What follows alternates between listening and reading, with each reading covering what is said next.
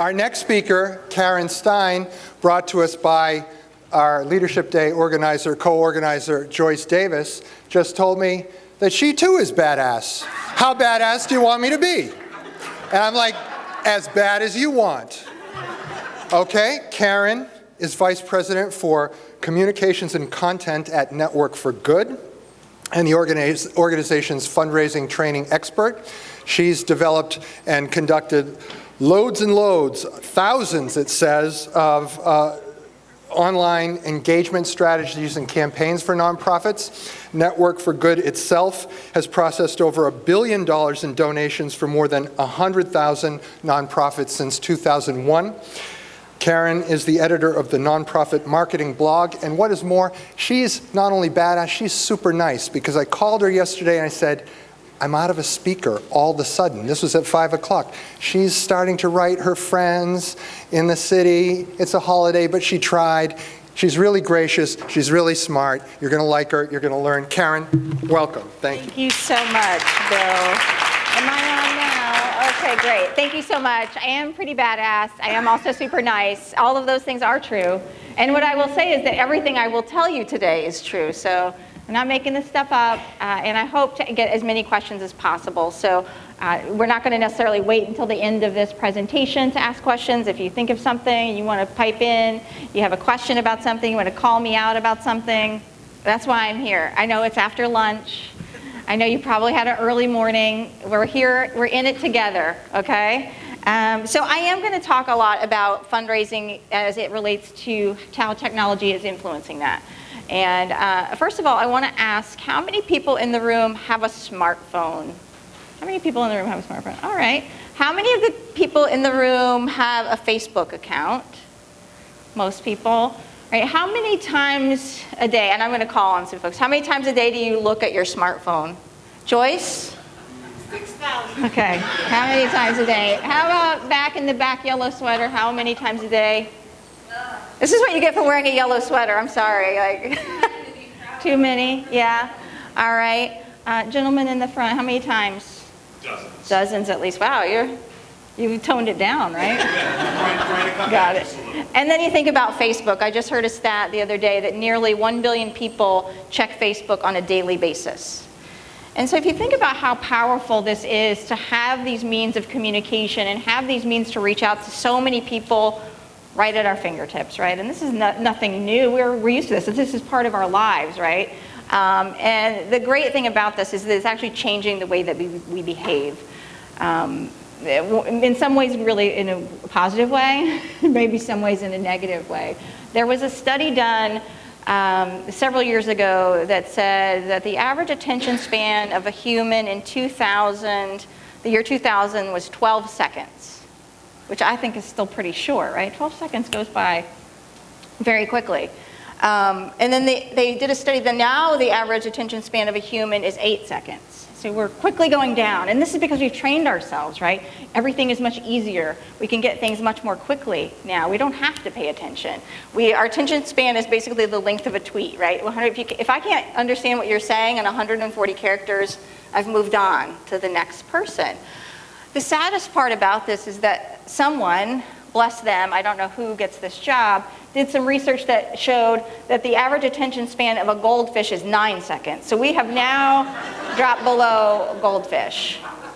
And so the reason to mention this is just that technology empowers us to reach people, but it forces us to be much more efficient. And it forces us to really adapt how we may have communicated prior to then how we need to communicate now. And this is not necessarily just about younger people. It's very important to bring those new people into our organization, get them excited about the work that we're doing, make sure that they're involved with advocacy, volunteerism, raising funds, and that is for sure. And those are the people that are adopting technology at a much faster rate. They are on the leading edge of that. But that's not to say that you still can't reach other people, other generations, through the same means. And so it's really going to be something that we have to adopt much more quickly than I think the sector is adopting it so far to reach everyone, but for sure to reach the people that we need to sustain our missions moving forward and to sustain our organizations. So today I want to talk a little bit about digital trends, what we knew at Network for Good. We've been processing online donations since 2001. Last year we processed, I think, around 233 million donations. And so we have a pretty good view on what's going on in the landscape because we process all types of digital donations, things through nonprofit websites, things through mobile applications, social giving. So if you think about things like peer fundraising, we're processing those too. So we see how those behaviors have shifted over the last 10, 14 years. We're going to identify how those things might apply to your work today. And then think about how those might apply to your work in the future. And that's where I really would love for you to share some of what you're seeing, some of the challenges that you might have, your questions, because I think this is going to work much better for me, frankly, as a dialogue, but also for you to learn some stuff. And so, again, I will call on Joyce to fill the role of, my partner in crime here. So I talked a little bit about Network for Good. The reason why Network for Good does what it does is because we believe that all missions of all sizes have important work to do. And we want to make sure that those folks have the same technology, the same access to resources, the same marketing smarts and strategy that larger organizations do. And that's really what drives me, and that's what drives our organization. We provide a lot of technology solutions for nonprofits, but we also provide the expertise and coaching to go with it, because there's not much you can do with a tool on its own. The tool is not magic. It's what you put into it that's magic. And so in that respect, fundraising and marketing hasn't changed much. It's just the means with which we do it. So what we know about how technology is powering fundraising is that it's really powering individual giving. And individual giving is important because it gives us a means to further diversify our funding. And this has become even more important in the last several years as we see grant funding changing and other types of funding not necessarily being as dependable as it once was. And it's challenging to put all your eggs in one basket, frankly. And so now that we have these means to reach many more people in many different ways, we can spread that net even wider. So here's what we know about online giving. Online giving does continue to grow. This is sort of a little chart here of our growth since inception. And so since we are focused solely on digital donations, we get a pretty good read on what's going on. I think according to Blackbaud, online giving accounts for still less than 10% of all giving. And so this is a challenge that we have to recognize, right? I'm not here to say that, move everything to digital. Really what it's about is multi-channel, multi-source. But online giving will continue to grow, and I think as we see things just moving at a much faster clip, that growth rate will really accelerate over the next few years. Just think about your own behavior. How quickly have you adopted other means of payment? How quickly have you adopted other means of accessing your information, where 2 or 3 years ago you may not have been comfortable doing that. That may not have been part of your behavior. And so when we see how commerce is going, when we see how banking is going, this is how fundraising eventually catches up. And so we've seen that exponential growth. Not many people go to the bank anymore. They go to their phone. And our goal is to really challenge the sector to have that same thing happen with funding.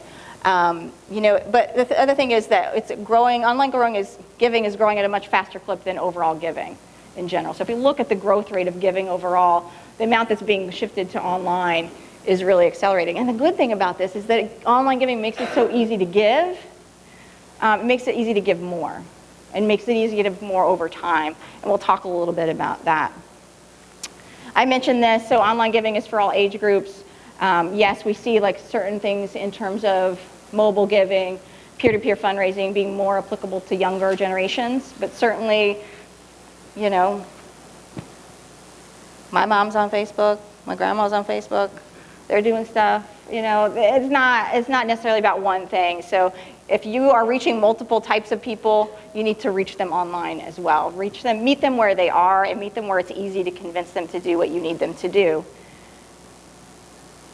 We publish a report every year. It's called the Digital Giving Index. It looks at our growth or all giving through 1 year. And I put this up here just to give you a range of what we have going on. And so these are really giving through nonprofits' direct ask. So if I'm an organization and I send out an appeal and I say, come to our site and give, that's what this means here. We have a branded giving page, which means it looks and feels just like my experience. It has my logo on it. It has my custom options. A generic giving page is a little bit different. It's more just a checkout experience, still ability to process donations. It's still, does the job. It just doesn't do it quite as effectively, and you'll see this in terms of the average gift size that comes through that. And that makes sense, right? You think of your message, and if you're sending out a message, you want your entire experience to match that message, and when it does, it works beautifully because it keeps people in the moment of giving. And when we don't do that, it stops us in our tracks, and we think, wait, am I on the right page? They asked me to give something. So it's sort of like if I said, Bill, I need $20. And Bill and I go way back to last night at 5 o'clock. And he's like, yes, of course. And I say, great, give it to Joyce. And he's like, wait a second, I thought you needed $20. So it's like the same kind of experience. You put people through a process, and that process doesn't match their expectations. They're either going to drop out, or they're going to hedge their bets a little bit on what they're going to give, because you're not keeping them in that moment of why they decided to give in the first place. Portal giving is really marked with the end of year rush, when people are giving when they don't know where they want to give to, they just know they need to do it, or a disaster. So they may know of an organization or a type of organization that they want to give to, so they'll go to a clearinghouse and say, show me organizations in Kansas that are serving a tornado affected area. They don't have a particular organization, or they're looking for the Red Cross, or they're looking for somebody with a name brand. And so that's what portal giving means. It's just a means of they can give. It's not connected to any one specific charity off the bat. Employee giving, everyone's familiar with this. Your employers run campaigns, and they really usually are providing a match for that. And so that's why you see this average donation size here. That's a weird color. But this is much higher because they're usually benefiting from a match, and people will give more when there's a match involved. And so that skews that a little bit higher. And then we see peer-to-peer giving. And so peer-to-peer giving is really driven by social connections, networks, and our friends and family. And this is something that we're going to talk much more about, but we see this average gift size be slightly smaller because it's usually more of an impulse gift. It's not something that we've developed a strong relationship yet with that organization, and we're asked to give by somebody we know, and we feel really compelled to do it because we don't want to let that person down. And so we'll give a gift slightly smaller, also skewed because a lot of that stuff happens through social media and through mobile, and those things are still emerging as fundraising channels. So this is just a little view of what we have in terms of digital giving. But at the end of the day, like I said, fundraising hasn't changed. Online or off, any type of effective ask really needs to do these three things. It needs to tap into emotion. It needs to tap into what you're passionate about. Why does this matter to me? Why do I care? What have you evoked in me that's going to move me and inspire me to give right now? How are you going to then make it easy for me to take action? So if you put people through a process, and technology, oddly enough, can make this super easy or super difficult. How many of us have had that experience where something online or through technology should have been easier because it's technology, and it becomes a disaster, right? We've all had that moment where you've had to call somebody and they say, well, is it plugged in? Did you turn it off and turn it back on?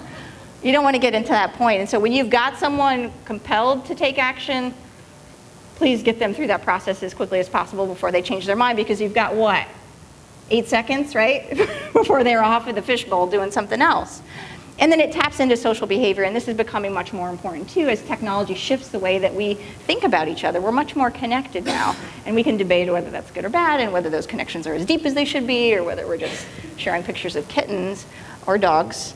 But it should tap into social behavior, because this is how we're influenced. As human beings, we are influenced by what other people are doing. And this is why this other piece of this, in terms of technology and connectedness, is so powerful. There's an idea of social proof. Is anyone in here familiar with that term, social proof? Great, because I love it when not many people know what that is, because then I can look smart, look all badass about it. Social proof is the idea that we are inclined to do what other people are doing, right? And your mother called this peer pressure. And if Johnny jumped off a bridge, would you do it too?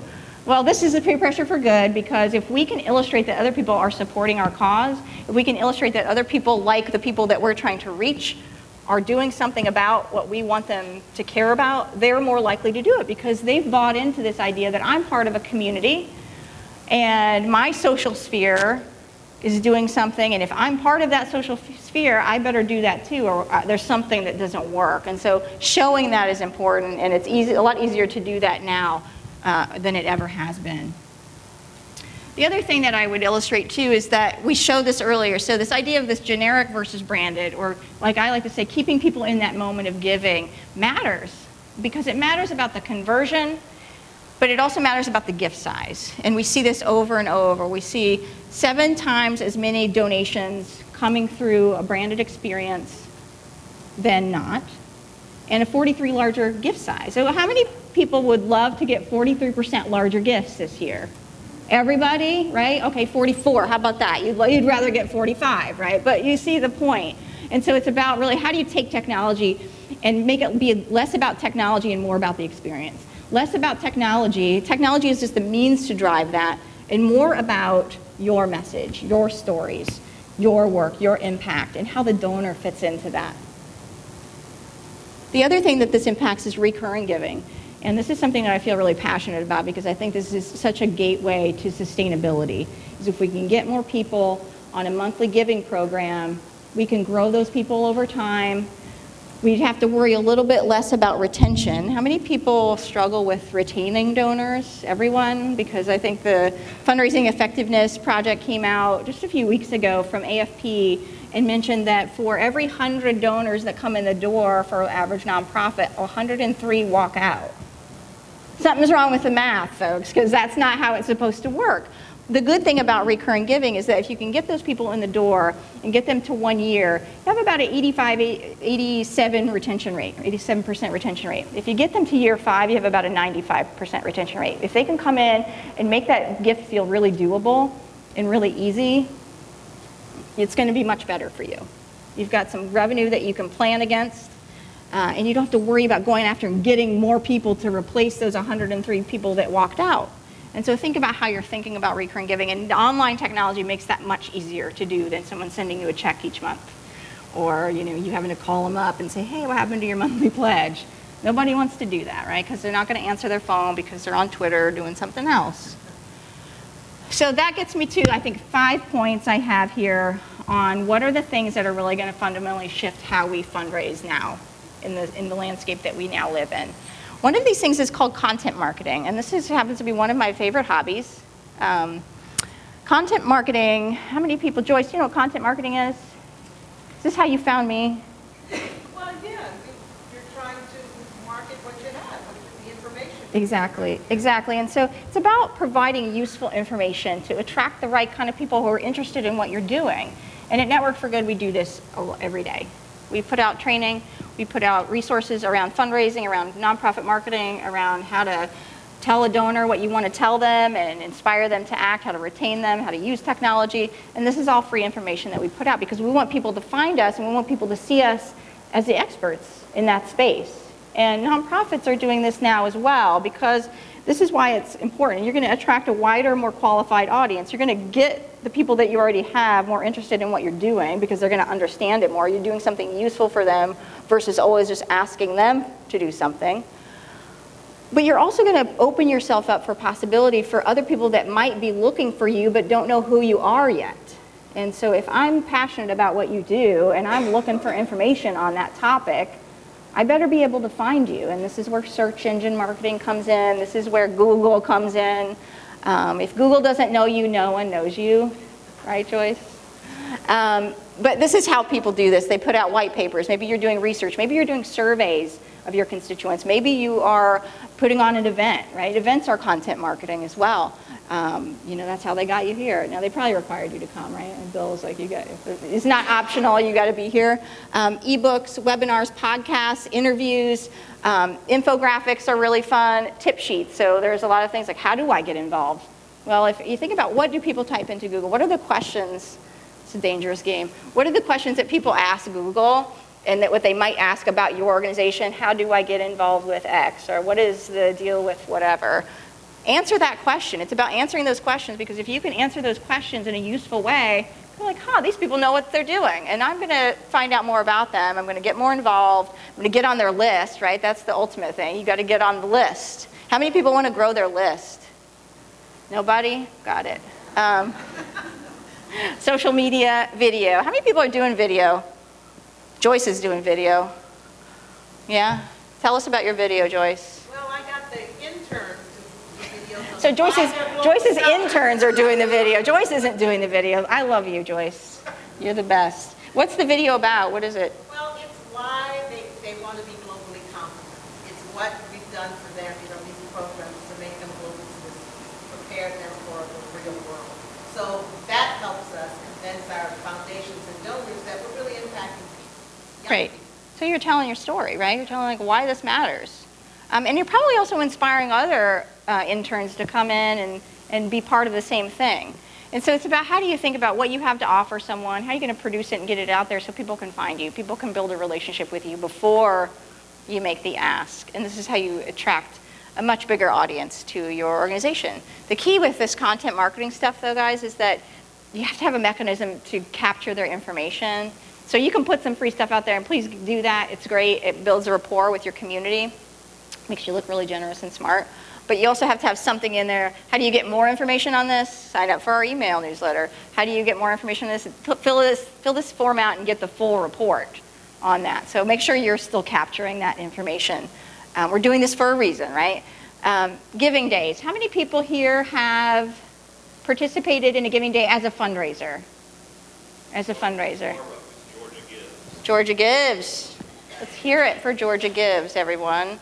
How many people have given to a nonprofit or some other organization on a giving day? You've been asked to give and you've given. So a few people. This is pretty normal. We're still seeing this sort of emerge in terms of what's important. But giving days are great because they do, again, build that sense of community. They build that sense of social proof because you see everyone doing the same thing on the same day. And that's really powerful because then you get swept up in it, right? Oh my gosh, I got to go. It's just like Black Friday. I mean, and this is how Giving Tuesday got started.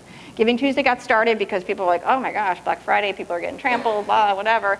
Let's create a day of all about generosity to counteract that. And you can actually see many of the same mechanisms that work for commerce on Giving Tuesday, on Black Friday, work for nonprofits on Giving Tuesday. It's about the sense of urgency. It's about the ability to immediately act. It's about getting something a little bit more. And it's about getting, frankly, swept up in the frenzy of doing it.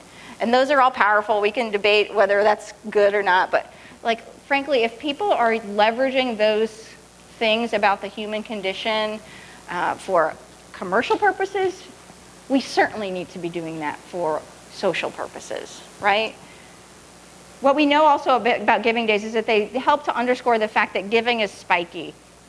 And so this is not an earthquake, although I guess in some ways it is. This is Giving by Day on the Network for Good platform for 2014. And you'll see here, you got some little blips and blops here, but then here's Giving Tuesday, and here's December 31st. And so the other point I wanted to make is that Giving Tuesday is growing for sure, but the biggest giving day by far ever, and I think will continue to be this way, is December 31st. Because people are not only influenced by what their peers are doing, they're also super bad procrastinators. So, Joyce has a question. Well, yes, so would it make sense for us to send out an appeal, maybe a Facebook ad with that video connection on that day, on the 29th, on the 30th, this day, give to us? Would that Yes, make sense? yes, I would say so because Or are people. their minds already made? Well, that's a really good question. So I think it's always worth doing, but if it's worth doing, it's worth overdoing. And most people think, I don't want to send too many things because people are going to get irritated, right? How many people feel that way? Like, we're going to have we got one shot. We're sending out one message and that's it. Unfortunately, most people don't act on one message, right? How many times does it take you to get to actually do something? And think about it, takes people, I think, 6 or 7 times to see a message before they take action. And so you do need to build that story up for them because it may not be that first message. And so to your point, Joyce, right now, if we want to talk a little bit about year-end giving, right now is the time where you start to think about what I call the warm-up. Send out a message saying, this is all the amazing stuff you've made possible this year. This is all the amazing stuff we're doing, and you can be a part of it. Then hit them again on Giving Tuesday if that's something that you want to do. And I think of Giving Tuesday as kind of a lead-in to the end of the year. It doesn't have to be its own discrete, separate thing. It should be all about your complete strategy. And then you're going to touch them again a couple of times at the end of the year. And so it's not just about one message, but I think it's about a consistent message. And so if that video is the core piece of your campaign, reflect that in. If you're sending a postcard, a direct mail piece, say go online and watch our video about how great this thing is. Facebook, email, make sure it's front and center on your website if that's the thing that you're positioning, because we know that this is how people are giving, and there's so much volume going through it, it behooves you to be sure that they're seeing your stuff and not somebody else's. The other thing I would say is that you got to also think about why this is important. Average gift size through the year across all platforms, a little over $100. Giving Tuesday, we do see a spike because usually there's some matching funds involved, $142. But again, December 31st is your big opportunity there because people are giving. That's their last moment. They're really motivated to do it. And so again, so much volume, so much opportunity. Make sure you're everywhere leading up to December 31st. Year-end giving, again, we see about a third of all giving happen at the end of the year. So in December, we processed, like I said, over $200 million last year. A third of that, almost a third of that came in the month of December. And then 12% of that came in the last 3 days of the year. That's an incredible amount of volume. I think it was something like 31 donations per second when we got to like high volume. It's lots of people waiting until the last minute. And so again, whether we want them to wait, they do. Be there when they're ready to do it. Just one more view of how that looks just in December itself. So you can see the spike, and then this is year over year. Yellow is last year, and blue is the year before. So we're actually seeing that year-end piece grow. And giving days are growing, and so we see that, and we expect that to happen again this year. There's just much more awareness about it. Consumers are more aware of their options, donors are more aware of their options. So these brands are actually taking off as a means that people want to give on that day for whatever reason, right? There might be other motivators, matching funds. You might be funding a certain project or program that they want to really get involved in. And we actually see this as an acquisition play as well. You see more new donors come in on giving days than you do because it's a little bit more social. Which brings me to my next point, peer fundraising. How many people here are familiar with the term peer fundraising or peer-to-peer fundraising? A couple folks. You might actually be, and I bet you've already done it, which is weird, right? You say, well, I think I know what I did, right? But no. Peer-to-peer fundraising is really about you asking other people to fundraise on your behalf, you tapping into influencers and having them spread your message. And if you think about it, you're asking people to do that all the time. You're hopefully asking your board to do that. You're hopefully asking some people in your network to say, hey, can you help me get the word out about this? This is what peer fundraising is. And it works so well because we're so influenced what our networks are doing. And it works so well now because we all have had networks to activate, right? Forever. Before Facebook, we had networks to activate. It just makes it so much easier to do it at such a smaller cost. And so this is just a little model of what that looks like. You have a page. Your fundraisers have pages, they have donors, it just goes on, and this helps you in a couple different ways. But this is the traditional model of what we usually think of fundraising. I'm asking somebody for a donation. And that's fine, but it's like a one-to-one relationship. How many people can you reach directly? How many people are on your list? And again, for the few people that wanted to grow their lists, right? You want it to get bigger, and how can you expand that reach? It's really about the networked fundraising model where you're tapping into networkers. You're still reaching donors directly, but that networker is also helping you expand your network. And so you can see how that starts to grow exponentially in terms of the number of people that you can reach. This is just another illustration of this. Participants who came to an event, the event was based in Detroit, and this showed who came. So you see that cluster of people in Michigan up here. A couple of the people came from out of town, but they did something really cool. The participants were encouraged to get their own fundraising page and get those donors to come. Here is the map of donors that they mobilized. Now, you think, wow, that's so awesome that all these people, this is part of the challenge, that all these people in California cared about this organization or this event in Michigan, and that's actually not the case, which is the opportunity and the challenge. Because they didn't necessarily care as much about that organization in Michigan as they cared about the person who asked them to participate.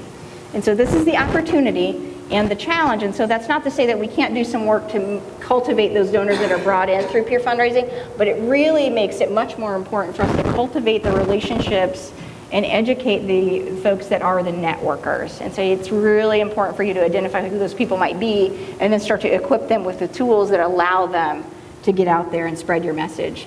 These are just some more stats around peer fundraising. We did see a 23% increase in the number of donations, and then a 70% increase in the donation volume. So the amount of money coming through these things has grown quite a bit over the last year. So we're seeing the online fundraising pie grow, and then the slice that's called peer-to-peer is growing within that. So it's really exciting. We're also seeing the average gift size for peer-to-peer. I think it's grown about 20%. We expect that to jump as more people get comfortable giving in that way.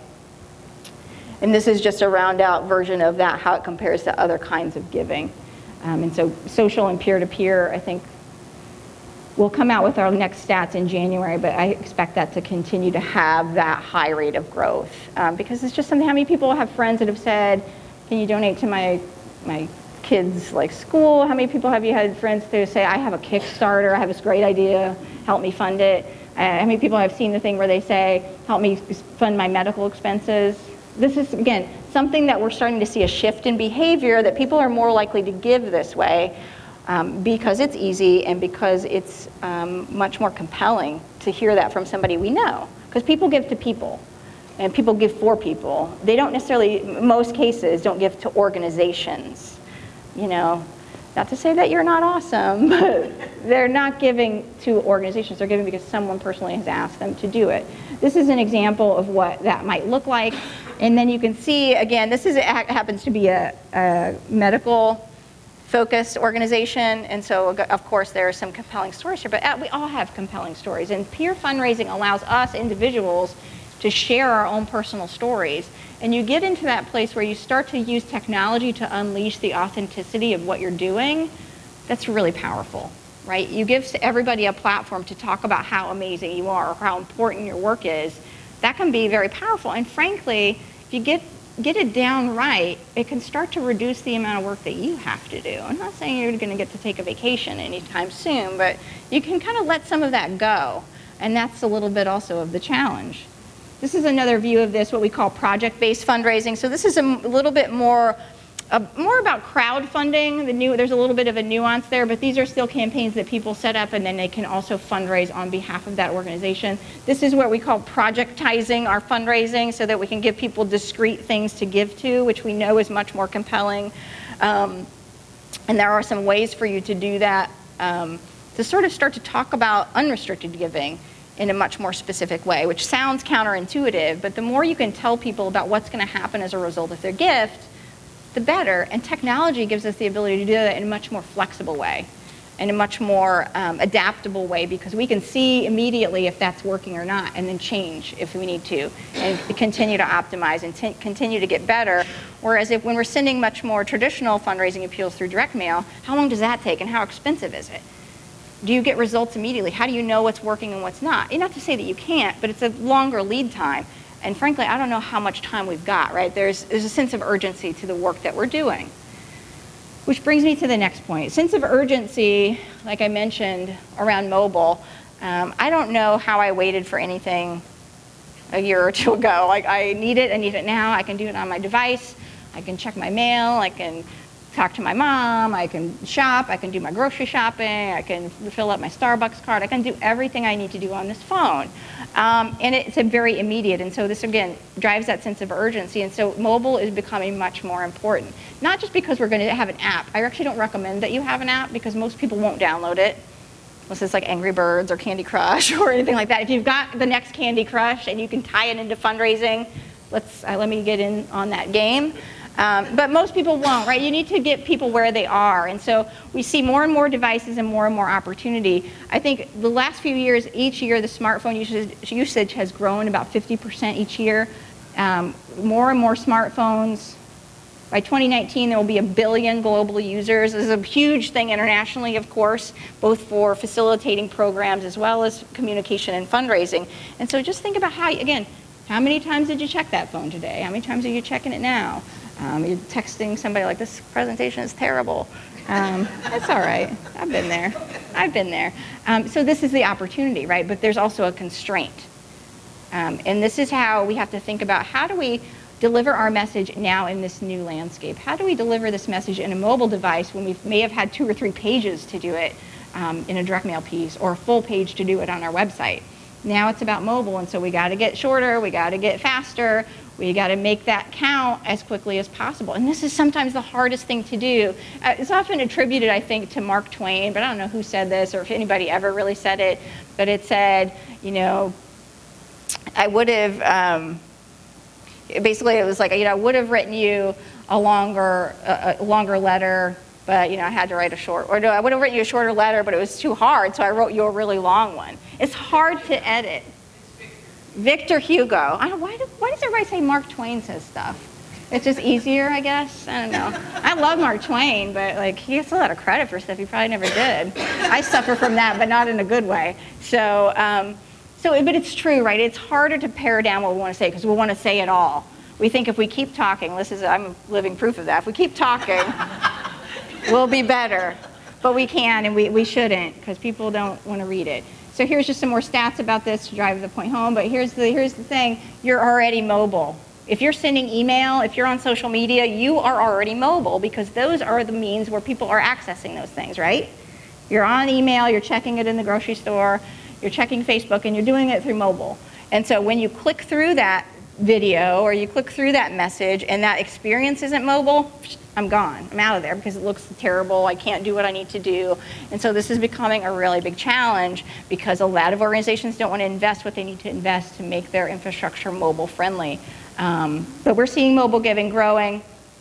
And again, it's not about apps. It's not about text to give. It's about the experience that you're already delivering through what we would consider now to be more traditional means. And it's crazy that we're talking about email and social media as more traditional means, but that's what's happening. And so websites, you see at least a third, probably much more now, being mobile driven through traffic, and then campaign views between 10 and 35%. This is a little bit, I think this is a little lagging. I think this is actually much higher. But in terms of all campaign views, it's happening on mobile. If you're sending email, you're mobile. So how do you do that? How do you make sure it's mobile? Well, first of all, take out your phone and look at the stuff that you're sending, right? Sometimes we don't want to do that, but you got to do it. I was at an event yesterday, and I'll give you guys the same offer, frankly, because you're nice people, and I like Bill. He's all right. If you need help with this, this is what I love to do. Text me the URL of your website. My cell phone number is 571-330-6966. What I will do in the next few days is click through that experience and give you a couple points of feedback, let you know how that is. Because sometimes as the people who know the website, right, you're like, well, I already know that I'm supposed to go here and here, and I know that it's broken, I'm okay with that now, right? I've just acknowledged that, and it's okay. Text me your website. I love to look at that because it's what you guys are doing is so important. You need to make sure that it's working. Yes. That is really my phone number, by the way. I swear. It's not like some random throwaway phone that I have. Those I only use on the weekends, so. I don't want to, are we going to have questions? You have it now.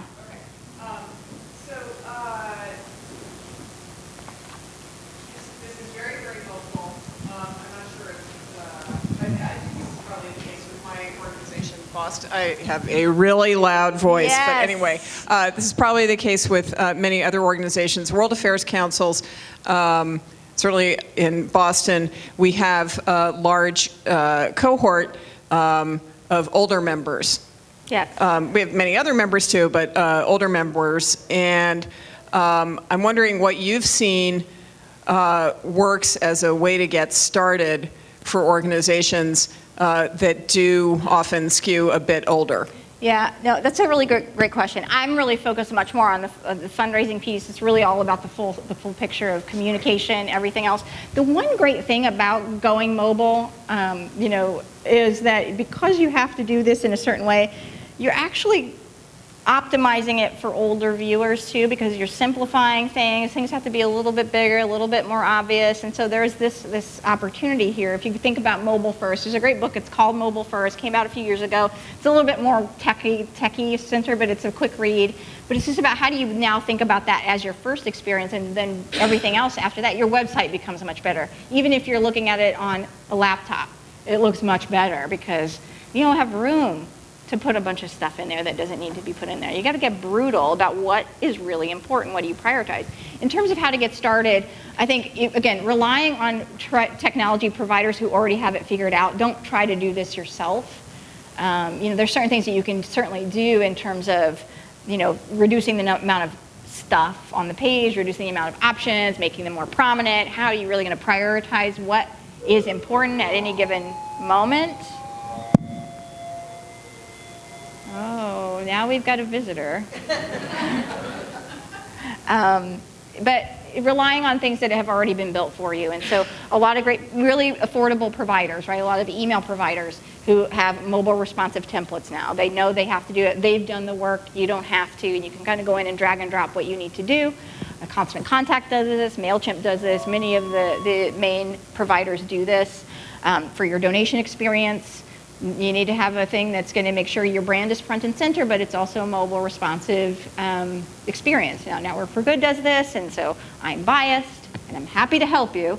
But a lot of other providers do this as well. And so I think it's about relying on what that is and really making a decision that that's going to be a priority for you. And I think that, like I said, the good thing is that when you do make that a priority, it helps across the board. It's not just like we want to make this mobile because we need to reach millennials. We want to make this mobile because we want people to be able to use the stuff that we have. And if you make it friendly on mobile and you have the right technology in place, you're actually making it much better to use it across the board. But I would say rely on that. I'd love to talk to you more about your specific situation after if you want, and we can, or you have my number, honestly, so give me a call. Yes, in front. I just wanted to share on behalf of the group. We just came up with a program, which we haven't tried yet, but we think it's going to work, which is having a help desk at our events, at our programs. That will be staffed by our young professionals who will help people upload and link and get Facebook and get Twitter and get all that stuff.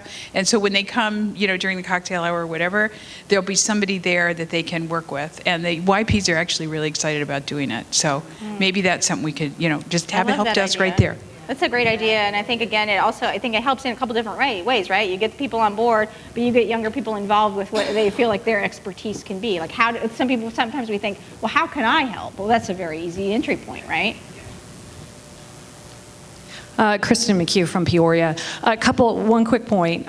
We needed to do a new website desperately. We have no money, as most of us in the room, right? We all say that. We went to Weebly, but I recruited the youngest members in the organization, some of who only do social media for their job. And they were the greatest help to me to be able to put a website together. Is it perfect? Is it great? No, but that's just my suggestion to you if you're out looking to do something different. And we're using Weebly because I can then manage it pretty easily. Well, I think that's the other important thing, right? Find what is not just going to work once, but that you can sustain. If you get somebody that says, I'm going to build you a custom website and you can't update it, that website is garbage to you, right? Even if it's free, it's costing you money, right? It's costing you time and certainly headache, right? Yep. And then it's, again, how do you tap into your network and find the people that can work for you? If you don't feel like you have those people, and I'm sure you do, you got to just ask. You got to get comfortable asking. But the other thing is that there are a couple of organizations who provide pro bono help. And one of those is called the Taproot Foundation. They provide a little bit more kind of on the marketing comm side, legal resources, things like that. Look them up. There are people there that's kind of filled out their profile, tell you what their specialty is, and you can build your own profile. It's kind of like Match.com for pro bono, really, but much better. And then there's an organization called Catchafire. It's CATHAFIRE, I think, .org. And they're a little bit more focused on tech work, tech pro bono work. And so those are some other options. Local colleges. There are actually a lot of 501c3 tech groups, so there's some places that you can go online, Idealware, N10.org, a nonprofit technology network. There's a lot of people there that, really would love to help. And so you can find really good people to do really good things. I had another really quick question, yes. And that was, can you, in creating a branding page, can you comment very quickly on emphasizing the negative, we're all poor, versus emphasizing the positive? So I wouldn't lead with we're all poor. Because then it's like I have to ask as a donor, like, well, then what's going on there, right? I think you have to really emphasize the impact that you have. What are the great things that you're doing, and inspire me to be a part of it. There's certainly a place, I think, in this world for what I like to call the Sally Struthers model, or the Sarah McLachlan, commercial that you see, the humane shelter. That gets really depressing over time, right? Because then you start to feel like there's nothing that's changing. I am not actually helping anything because the animal is still in a cage, and I'm like not actually helping do anything. I'm just a drop in the bucket. And so it's really about empowering people to see the change that they can be in the world, and I think really putting that in a positive manner. But I think the other thing I would say, especially when it comes to your website or donation pages, to get really clear on one central message that I can come in and quickly understand what you do, why it matters, and then how I can take action. And so it's about immediately getting to that website, whether I'm on a laptop or mobile, whatever I'm doing, see that big image, emotionally compelling image, a grand statement about what you do, and then a quick call to action. And that quick call to action has to take me directly to the place where I can quickly and easily take that action, right? Don't take me to then 5 or 6 other pages where you want to tell me all about the other stuff. If I'm ready to act, get me to act. If I want to find out more, I'll find it. But those are the things that you have to prioritize. One other thing I would say on your homepage especially is a way to capture people that aren't quite ready to act. So like your email subscription, make sure that that's pretty prominent on the page. Because if you've compelled me and I'm just maybe not sure yet, I can still sign up and do that. You don't want to miss. I don't know what's going on next door, but I kind of want to go over there. What do you think? This is just a little bit about how many mobile donations we process. Average gift size is smaller, but it is growing again. So with mobile, deliver responsive experiences. This is just where your screen, the screen adapts to whatever device you're looking at. Simplify. Sometimes you can do that through specific payment solutions. So making sure that you don't have to enter stuff each time. If I have some kind of option to say I'm in Peoria, the thing should know I'm in Peoria, so I don't have to worry about filling that in. Technology's getting really smart, which is kind of scary, but it's actually beneficial to us because it reduces the number of steps that any individual person has to take. And then reevaluate content. So this just gets back to some of our content marketing stuff, is that short, very short stuff, right? Not paragraphs and paragraphs of text. Headlines, bullet points, lots of white space. So with that, any questions, comments? Anybody want to do some sharing, confession time? Joyce, do you have a confession? One thing you didn't get into, and I'm just wondering, the crowdfunding thing. Tell Yeah. us just a little bit about that. So crowdfunding is difficult because everyone has a different definition of what crowdfunding means to them, right? Ultimately, everything can be crowdfunding. If I'm fundraising online, that's crowdfunding because I'm reaching out to a large network of people hoping that they could each give a little bit that helps me reach my goal. So that's kind of what a lot of people think crowdfunding is. More specifically, I think that crowdfunding covers a lot of different things. It covers that. It covers things like specific projects. It covers time-based pieces. It covers peer-to-peer fundraising. And so I think that in most cases, when people think about crowdfunding, they think about Indiegogo, they think about Kickstarter. Should I be on that? I mean, if you're already collecting donations online, that's where you should focus. You should streamline all of your donations through one central location. I think it's going to make it much easier for you to track and manage all that data.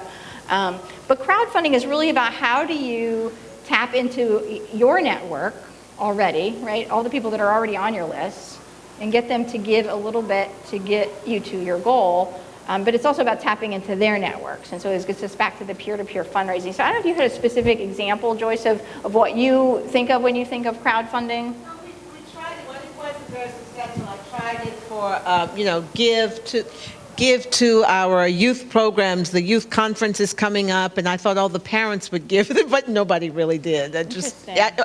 Apparently there needs to be more preparation for it. They say, and I don't think we did that. Crowdfunding it's still a campaign. It's still just like any other fundraising campaign. You have to have a compelling story.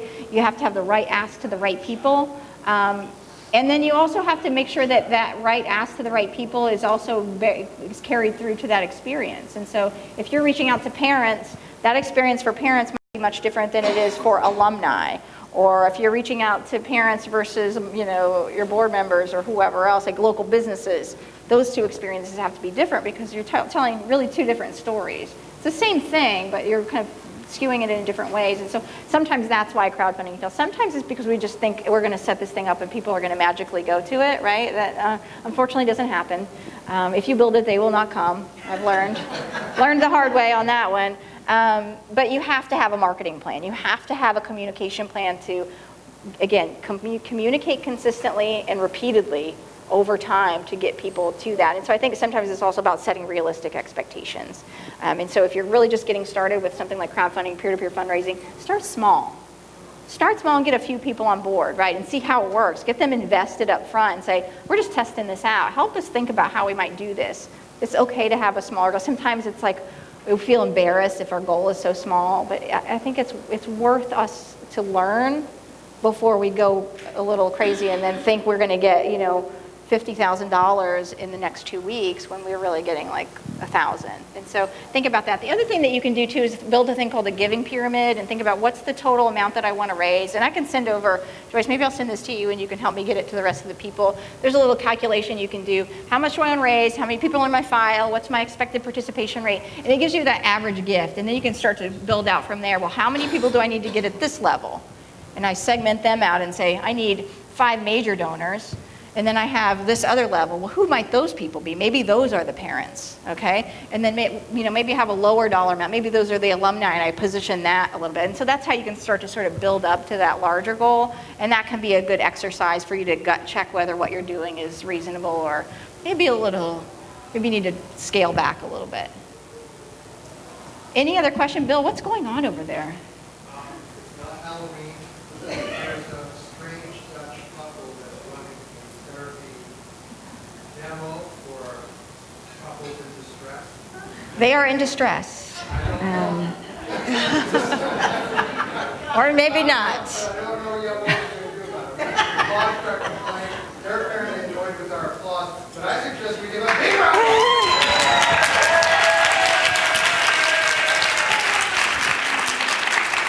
Thank you to the Dutch people. Any other questions? We have 3 minutes left. Any other questions? My contact, great. Yes, introduce yourself, please. Hi, I'm Caryn. I'm with the Colorado Springs World I love Affairs your Council. name. Thank you. Actually, this is not a substantive question. I just wondered if you could repeat the phone number or that you. Of course. It's 571-330-6966. I already have some messages. Who's Pat Ryan? Oh, Pat. Let's give Pat a big round of applause, everybody. Come on. All right, who else? That's crowdfunding, you should ask her for $10. Oh my gosh, right? I might have a new business model. Joyce, you want to be my agent? And then who's Albany? What's your name? Diane. All right, I got Diane. Good. Early adopters, everyone. Cutting edge of technology. Pat and Diane. Any other questions? Feel free to give me a text or a call. My email address is here. You can always find me online. I'm always on a webinar doing something crazy. But I'd love to hear from you. I sincerely believe you're all doing great work, and I want to make sure that you're getting the most out of the work you're putting in.